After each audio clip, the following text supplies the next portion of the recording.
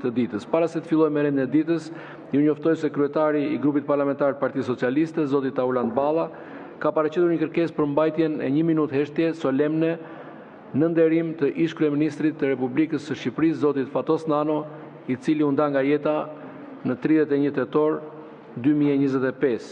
Të nderuar kolege dhe kolegë deputet, Kuvendi i Shqipërisë shpreh sot ngushëllimet më të sinqerta për ndarjen nga jeta të ish kryeministrit dhe një prej figurave më të rëndësishme të politikës shqiptare të pas viteve 90, zoti Fatos Nano.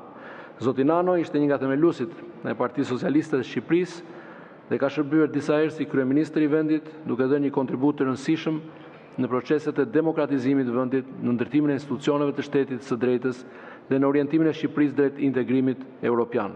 Në jetën e tij politike dhe publike, zoti Fatos Nano do të kujtohet si një figurë me ndikim, me ide, që la gjumë të thella në historinë moderne të vendit tonë. Në shenjë respekti dhe nderimi për jetën dhe veprën e tij, ju ftoj të ngrihemi dhe të mbajmë 1 minutë heshtje.